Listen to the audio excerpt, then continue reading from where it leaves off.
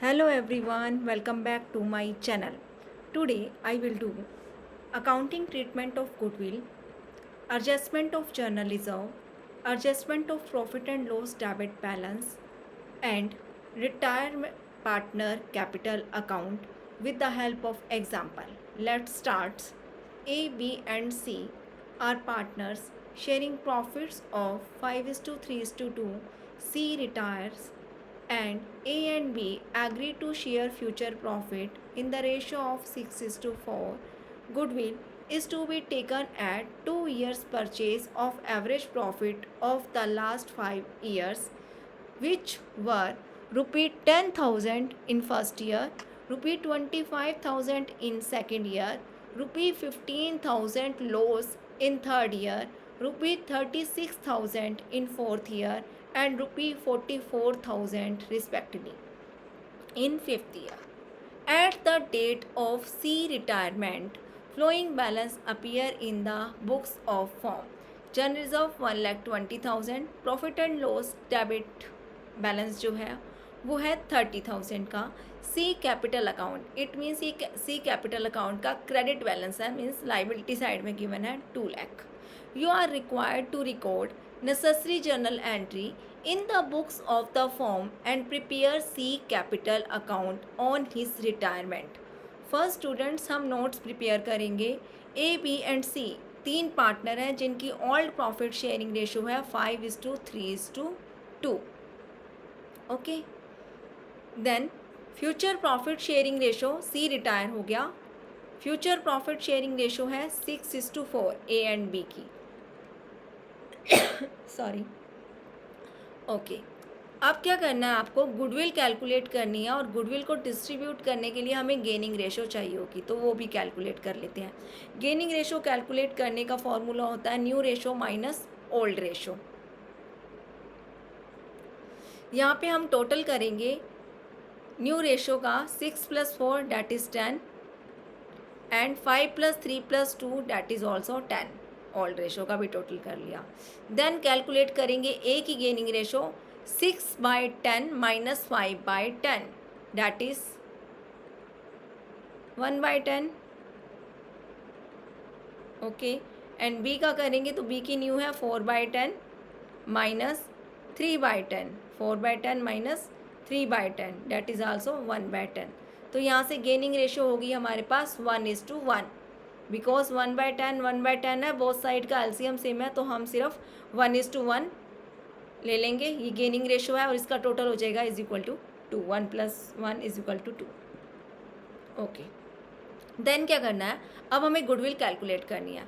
Goodwill के लिए क्या रखा है, फर्स्ट ईयर का प्रॉफिट 10,000, फिर 25,000, फिर लॉस है 15,000. तो 10,000 + 25,000 - 15,000 + 36,000 + 44,000 हम टोटल कर लेंगे 5 ईयर्स का. तो टोटल प्रॉफिट ऑफ 5 ईयर्स आ जाएगा मेरे पास कैलकुलेट होके 1 लाख. ठीक है, अब आपको क्या करना है, इसका एवरेज निकालना है. 5 ईयर्स का है तो 1 लाख डिवाइड में 5 इक्वल कितना आएगा, जल्दी से कैलकुलेट करिए. एवरेज प्रॉफिट होगा मेरे पास 1 lakh divide 5 is equal to 20,000. ठीक है, देन आपको स्टूडेंट्स क्या करना है, आपको निकालनी है goodwill 2 years purchase of average profit. तो एवरेज प्रॉफिट हमने काउंट कर लिया. अब मल्टीप्लाई कर देंगे 2 ईयर्स परचेज क्या रखा है तो 2 से मल्टीप्लाई कर देंगे. गुडविल आ जाएगी 20,000 इंटू में 2 इक्वल 40,000. ये गुडविल हमारी टोटल गुडविल है, फॉर्म की जो गुडविल होती है. अब सी हमारा रिटायर हो रहा था तो सी का शेयर कितना है 2/10, तो वो काउंट करेंगे. C share of goodwill equal 40,000 into में 2 डिवाइड में 10 दैट इज 8,000. अब इस 8,000 को हम गेनिंग रेशो में डिस्ट्रीब्यूट करेंगे.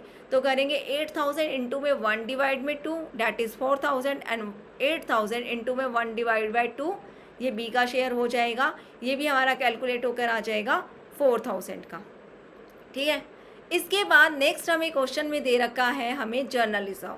जर्नल रिजर्व है हमारे 1,20,000 के. ठीक, जर्नल रिजर्व को हम ऑल पार्टनर्स में ओल्ड प्रॉफिट शेयरिंग रेशो में डिस्ट्रीब्यूट करते हैं. जर्नल रिजर्व हमारी बैलेंस शीट के लाइबिलिटी साइड पर गिवन होती है, इनका क्रेडिट बैलेंस होता है. ओके, तो जब आप इनको डिस्ट्रीब्यूट करोगे तो क्रेडिट बैलेंस है इसका, इसलिए इसको डेबिट कर दोगे, हमें क्लोज डाउन करना है इसे और डिस्ट्रीब्यूट कर देना है। तो अब हमारी जो नई बैलेंस शीट होगी उसमें जनरल रिजर्व अपीयर नहीं होंगे क्योंकि ये डिस्ट्रीब्यूट हो चुके हैं। तो इसे क्लोजिंग कर देंगे ना, तो क्रेडिट वाले आइटम को हमें डेबिट कर देना और डिस्ट्रीब्यूट कर देना ऑल पार्टनर्स में। तो एंट्री हो जाएगी general reserve account debit to A capital account, to B capital account, to C capital account. Okay, अब क्या करेंगे, अब 1,20,000 को लिखेंगे हम डेबिट साइड में, जो टोटल बैलेंस है जर्नल रिजर्व का, और इसके बाद इसे 5:3:2 में बांट देंगे। तो 1,20,000 इंटू में 5 डिवाइड में 10, कैलकुलेट कीजिए, यह आया 60,000।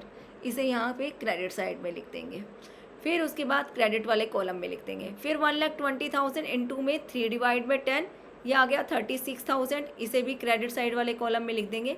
फिर 1,20,000 इंटू में 2 डिवाइड में 10, ये सी का शेयर निकाला, ये आया हमारा 24,000।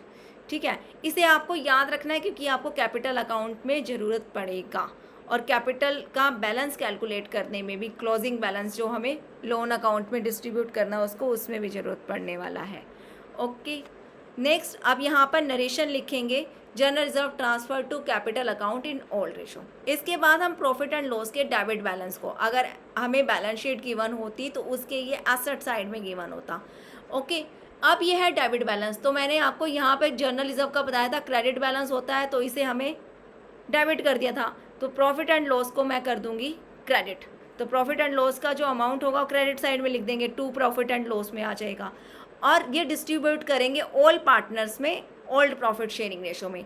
तो एंट्री हो जाएगी A capital account debit, B capital account debit, C capital account debit to profit and loss account. Okay, अब डिस्ट्रीब्यूट करेंगे 30,000 इंटू में 5 डिवाइड बाई 10, 15,000 आ गया, डेबिट साइड में लिख देंगे।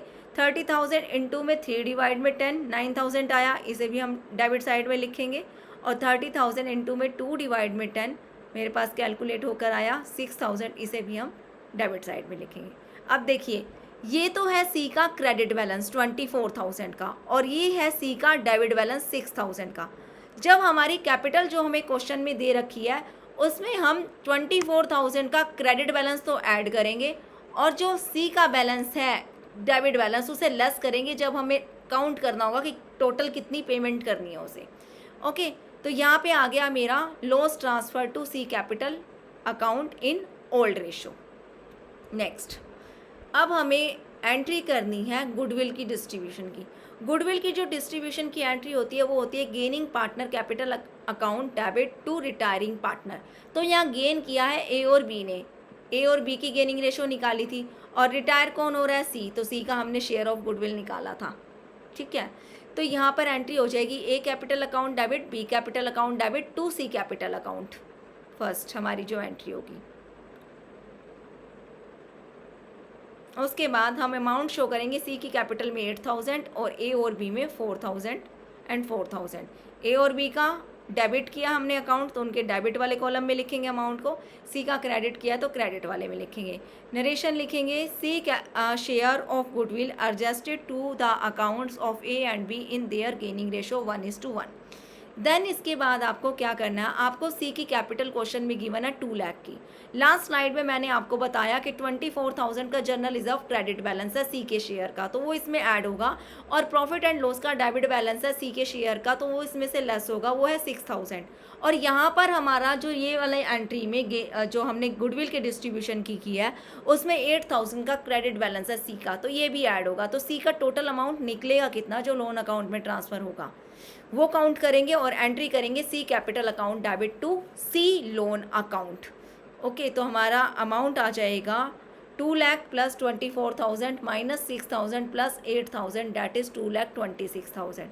इसे डेबिट और क्रेडिट साइड के कॉलम में शो कर देंगे, अमाउंट वाले कॉलम में, और नरेशन लिखेंगे amount due to C transfer to C loan account. Okay, next आपको लास्ट क्या करना है, आपको सी कैपिटल अकाउंट मेंटेन करना है। तो सबसे पहले जो सी कैपिटल है आपको ओनली दे रखा, तो इट मीन्स वो लाइबिलिटी साइड का सी कैपिटल का बैलेंस दे रखा है, तो उसका हो जाएगा हमारा जो यहाँ पर by balance brought down, C capital account के क्रेडिट साइड में लिखेंगे by balance brought down 2 lakh.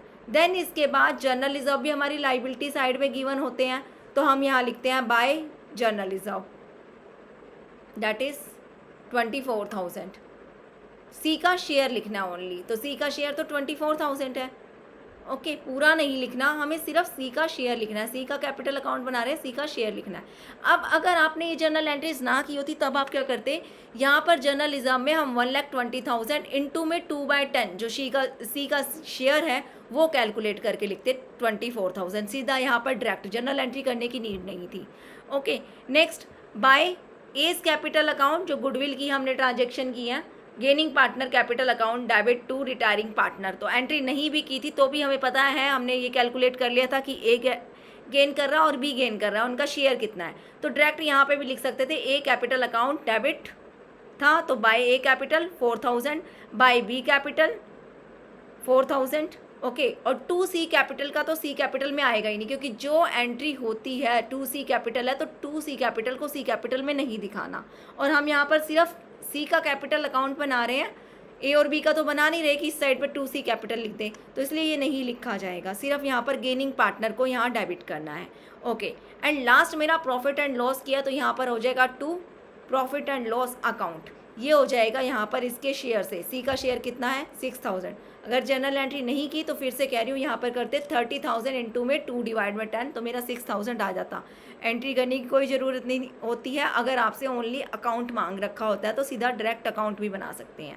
Okay, next आपको क्या करना है, इस साइड का टोटल कर देना है। टोटल करने के बाद या 2,32,000, जल्दी से इसमें से 6,000 को लेस कीजिए, क्या आता है उसे मैं लोन अकाउंट में ट्रांसफ़र करना है, तो मुझे यहाँ करना होगा 2C लोन अकाउंट। ओके, ये कैलकुलेट होके आया 2,26,000। इस साइड का भी यहाँ पर टोटल लिख देंगे। Question is complete. Thanks for watching my video.